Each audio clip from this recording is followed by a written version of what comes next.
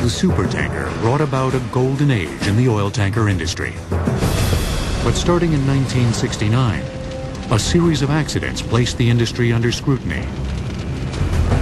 In a very short period of time, there were 3 major tanker explosions. That led to immediate concern. The entire concept of the tanker was in jeopardy, as speculation rose that tankers might be floating time bombs, capable of igniting without a moment's notice. An investigation into the accidents found that each explosion had occurred during the washing of the vessel's cargo tanks. When you drain the cargo tanks of the oil, there's always a residual buildup on the inside of these tanks. So what we use is a high-pressure washing system. It's automatic within the tank, and when you induce oxygen through this spraying system, you've got a combustion potential. And the velocity of that spray system actually picked up static electricity. When it hit the sidewall, it created a spark, and the vapors coming off ignited. And it was a tremendous tragedy. To fix the problem, engineers designed an inert gas system, or IGS. During cargo discharge, flue gases produced by an oil tanker's boilers are sent to the IGS. The system converts the flue gas to an inert gas, distributing it to the ship's cargo tanks and displacing the oxygen. Today, inert gas systems are mandatory aboard every oil tanker in operation. After the supertanker explosions of 1969, the industry would soon endure another crisis. By the mid-1970s, world demand for oil products began to taper off. The industry, which had greatly increased its tanker fleet due to the closures of the Suez Canal, was suddenly left with a surplus of ships. A lot of the ships that were built in the late 70s in particular went straight to layup. Several of those ships were never used, and in fact within a handful of years many of those ships were sent for demolition, for recycling, without ever having carried a cargo. By the late 80s, the demand for oil products was again on the rise. New tankers were being built, and the industry showed signs of a full recovery. But its momentum would be short-lived, as an environmental disaster was about to change the industry forever. Since the dawn of the supertanker, hundreds of millions of gallons of oil have been spilled in oceans throughout the world.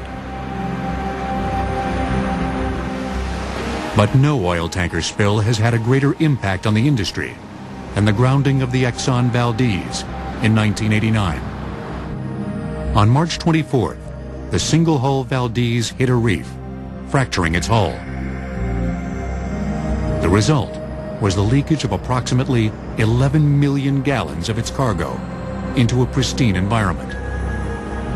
The Exxon Valdez severely damaged the local environment around Prince William Sound in Alaska.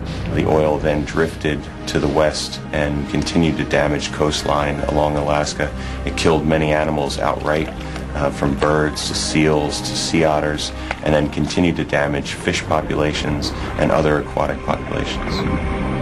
The Exxon Valdez oil spill was regretful, not only for Exxon itself, but for all the industry. But what it taught all of us is even though we were operating as safely as possible with the emergency response equipment that we thought was adequate, we learned that we needed to do even more. After the grounding of the Valdez, public outcry and political pressure led to new legislation for tankers entering U.S. waters.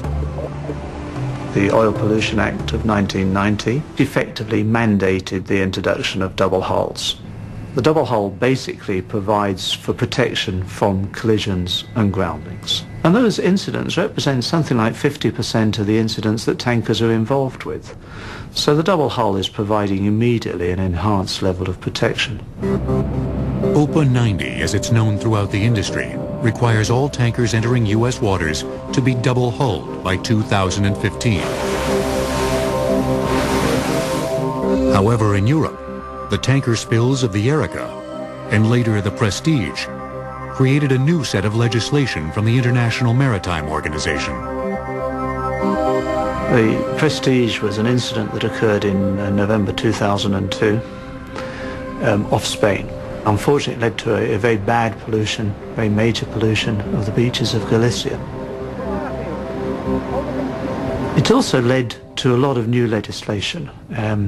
It has led to an accelerated withdrawal, forced withdrawal of single-hull tankers. The international mandate, which has not been adopted by the United States, requires tankers to be completely double-hulled by 2010. But the tanker owners doing business in U.S. waters have more immediate concerns than the double-hull deadline. They have to make sure their current fleet of tankers can pass the stringent maritime regulations enforced by the U.S. Coast Guard. The U.S. Coast Guard has the unique responsibility for being the maritime service that protects America's waterways, ensures safety and commerce at the same time. When the Coast Guard comes aboard a tank ship, our concerns are to make sure that the vessels don't create a pollution hazard to the area. On a warm June day in Long Beach, California, the British Pride has just returned from the Middle East, carrying 2 million barrels of crude oil in its hull. Morning, Captain. I'm Rick Hawkins, United States Coast Guard. This is David Nguyen and Mike Garcia. How are you doing today? Good morning. Welcome aboard. I'm fine, thank you very much. What we're here today to do, Captain, is conduct your annual Certificate of Compliance inspection. If major problems are found aboard the British Pride, the ship won't be allowed to discharge its cargo, potentially costing the vessel's owner tens of thousands of dollars a day. One of the most important anti-pollution devices on board a tanker is the oily water separator. The system works by processing the oil that exudes from a tanker's machinery and collects in the lowermost part of the ship, known as the bilge. When the oil is diluted with water to acceptable levels, it can then be discharged into the ocean. There are safety systems built into that equipment where, should the oil reach a high level, that alarms will sound and automatic systems come into play. Valves will close, so there's no accidental discharge. Thank you. After examination of the oily water separator, the wheelhouse is tested.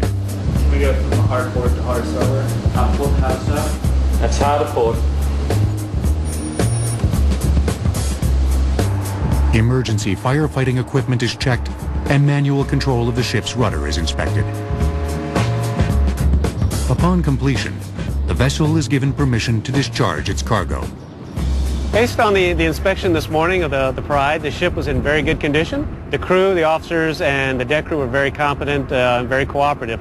And all the machinery that we inspected was in very good condition and operated as intended.